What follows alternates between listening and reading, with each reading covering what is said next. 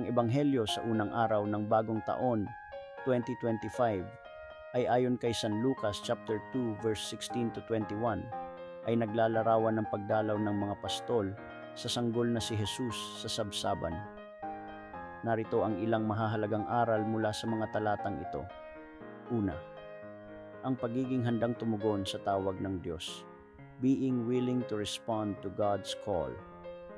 Ang mga pastol ay nagkaroon ng isang espesyal na pangitain mula sa mga anghel. Hindi nila pinagwalang bahala ang mensahe, kundi nagmadali silang pumunta sa sabsaban upang makita ang bagong panganak na si Jesus. Ang talata ay nagtuturo sa atin na dapat tayong maging handang tumugon sa tawag ng Diyos, anumang oras at saan man tayo naroroon. Dapat tayong maging handang lumabas sa ating comfort zone upang maglingkod sa Kanya.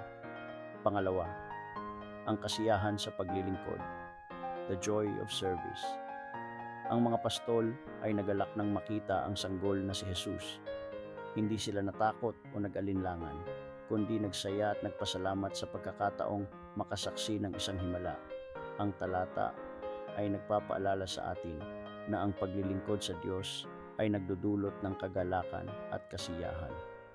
Dapat tayong magkaroon ng isang puso na handang maglingkod at mag-alay ng ating mga sarili sa Kanya.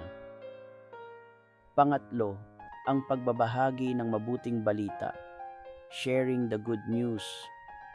Ang mga pastol ay nagbahagi ng kanilang karanasan sa ibang mga tao.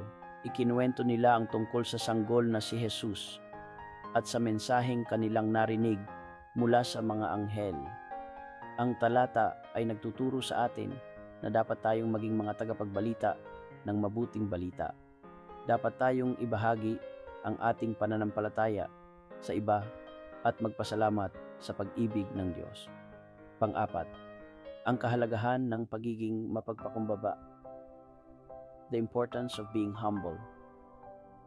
Ang mga pastol ay mga simpleng tao, ngunit sila ay pinili ng Diyos upang makita ang bagong panganak na Mesyas. Ang talata ay nagpapaalala sa atin na ang Diyos ay nag-aalaga sa lahat ng tao, anuman ang kanilang katayuan sa buhay. Dapat tayong magkaroon ng isang puso na mapagpakumbaba at handang maglingkod sa Kanya. Panglima, ang pagtanggap sa biyaya. Ang mga pastol ay nagpasalamat sa Diyos at nagalak sa biyaya na kanilang natanggap. Ang talata ay nagtuturo sa atin na dapat tayong magpasalamat sa Diyos para sa Kanyang biyaya at pag-ibig. Dapat tayong magkaroon ng isang puso na handang tumanggap ng Kanyang biyaya. Ang Lucas 2:19-21 ay isang magandang paalala na ang paglilingkod sa Diyos ay nagdudulot ng kagalakan at kasiyahan.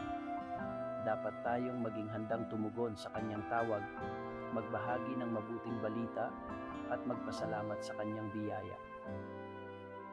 Thanks God, nawa nagustuhan nyo ang aking video. Sa ngayon lang po nakapanood ng video ko ay follow nyo po ako.